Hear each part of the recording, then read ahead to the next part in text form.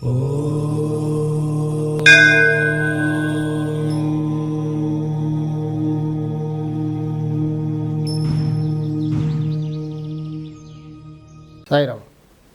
నేను మీ విశ్వకర్మ వాస్తు యూట్యూబ్ ఛానల్కి స్వాగతం. ఎప్పుడో కట్టుకున్నాం ఇల్లు. ఆ రోజుల్లో అసలు వాస్తు అనేది ఎవరు చూడలేదు, కట్టేసాం. చాలా బాధపడుతూ ఉన్నాం. ఇప్పుడు కాస్త వాస్తు శాస్త్రం పట్ల కొంచెం అవగాహన అంటూ వచ్చింది మాకు. అంటే దానివల్ల మేము కొంచెం చూసుకుంటే మా ఇంట్లో వాస్తు దోషాలు ఉన్నాయని అర్థమైంది. వాటిని సవరించుకోవాలి. ఇప్పుడు సవరించడం కూడా చాలా కష్టమే,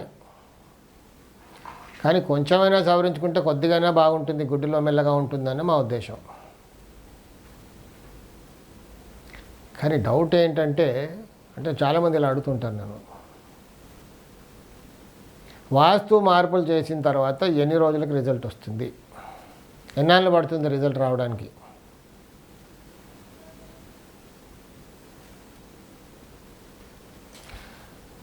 వాస్తు మార్పులు చేసుకోవడమే ముఖ్యం. వాస్తు మార్పులు చేసుకోవాలి అని ఎప్పుడైతే మనకు అనిపిస్తుందో అప్పటి నుంచే మనం మంచి రోజులు మొదలయ్యాయని ఖచ్చితంగా చెప్పచ్చు. సరే, ఇంకా తీరా మనం వాస్తు ఆల్టరేషన్ చేసుకున్నాం. కొన్ని చోట్ల మనకు సర్జరీ అవసరం. సర్జరీ అంటే కొన్ని డోర్స్ మార్చడం, కొన్ని గోడలు తీసేయడం, నీచల్లో ఉన్న ద్వారాలు తీసుకొచ్చి ఉచ్చ స్థానంలో పెట్టుకోవడం, మూలలు పెరుగుంటే తీసేయడం, నైరుతిలో టాయిలెట్స్ ఉంటే తీసేయడం, మూలలు పెరుగుంటే సరి చేసుకోవడం లాంటివి. ఇప్పుడు ఉదాహరణకి మనం ఏసీ వేసుకోగానే మనం కారులో ఎక్కడికో వెళ్తున్నాం, కారు ఎక్కడో పార్క్ చేసాం, సమ్మర్లో ఎక్కడో పార్క్ చేసాం, ఒక గంట సేపు అలా తిరిగేసి వచ్చి మళ్ళీ కారులో కూర్చోగా స్టార్ట్ చేయగానే ఏసీ వేసుకున్నాం. ఎంతసేపు పడుతుంది మనకు చల్లగా ఫీల్ అవ్వడానికి? అంటే కారు ఎంత వేడైంది దానిపైన డిపెండ్ అయి ఉంటుంది.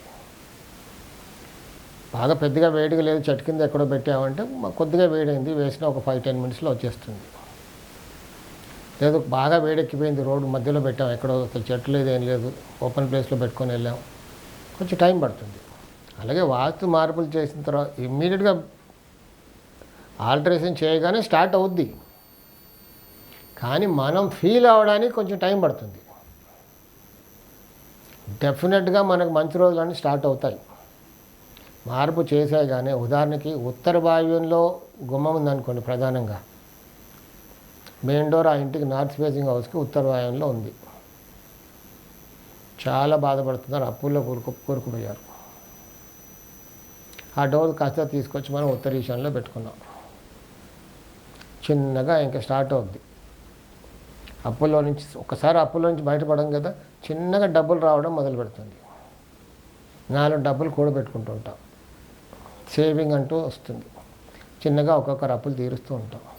అన్ని అప్పులు అయిపోయిన తర్వాత మన పరిస్థితి బాగుపడి 4 డబ్బులు వెనకేసుకుంటాం, ఖచ్చితంగా వేసుకుంటాం. సో అలాగే ప్రతి దోషం కూడా దోషానికి అలా ఉంటుంది. మనం చేసుకున్న తర్వాత రిజల్ట్ ఇమ్మీడియట్గా స్టార్ట్ అవుతుంది. కానీ కొన్ని సందర్భాల్లో నా ఎక్స్పీరియన్స్ చూశాను, నైరుతిలో దోషం ఉంది, నైరుతిలో ఓపెన్ టు స్కై ఉంది, ఆ స్థలాన్ని మనం కప్పేయాలి అన్నప్పుడు నైరుతిలో ఏమైనా సవరణ చేసేటప్పుడు మాత్రం జాగ్రత్తగా ఉండాలి, చాలా జాగ్రత్తగా ఉండాలి. ఆ ఇంటిల్లిపాలు అందరూ కూడా ఎవరు కూడా బయటికి ఎక్కడికి వెళ్ళకూడదు. కారు కానీ, స్కూటర్ కానీ, సైకిల్ కానీ ఏది నడిపించకూడదు, నో డ్రైవింగ్. అందరు కూడా సైలెంట్గా ఇంట్లో ఉండిపోవాలి. చక్కగా ప్లాన్ చేసుకొని వర్కర్స్ని అందరిని పిలిచి మెటీరియల్ అంతా సమకూర్చుకొని టకటకా నైరుతిలో ఉన్న దోషాన్ని సవరించేయాలి. లేదు మీరు సవరిస్తూ ఉండండి, నేను ఇక్కడికి బయటికి వెళ్ళి వస్తాను, లేదా పక్కన ఊరికి వెళ్ళి వస్తాను, పని ఉంది, అర్జెంట్ పని, జరగకూడని జరిగిపోతుంటాయి. చాలామంది ఏడుస్తారు తర్వాత, ఏంటి నేను వాస్తుపర దోషాలు సవరిస్తుంటే జరగకూడని జరిగిపోయింది మా ఇంట్లో. సో అలా ఎందుకు జరుగుతుంది నాకు తెలియదు, కానీ జరుగుతుంది అంతే. కాబట్టి ప్రతి ఒక్కరు చెప్పేది నైరుతిలో దోషాన్ని సవరించేటప్పుడు జాగ్రత్తగా ఉండాలని. ఇంకే దోషం సవరించేప్పుడైనా పర్వాలేదు, కానీ నైరుతిలో ముఖ్యంగా సవరించేప్పుడు జాగ్రత్తగా ఉండాలి. ఒకసారి సవరించేసామనుకోండి, ఆకాశానికి ఓపెన్ ఉంది, కవర్ చేసేసాం, ఇంకెక్కడికైనా వెళ్ళొచ్చు. మంచి రిజల్ట్స్ ఇమ్మీడియట్గా స్టార్ట్ అవుతాయి. మనం ఫీల్ అయ్యే లోపల కొంచెం టైం పడుతుంది అంతే. సాయి రక్ష.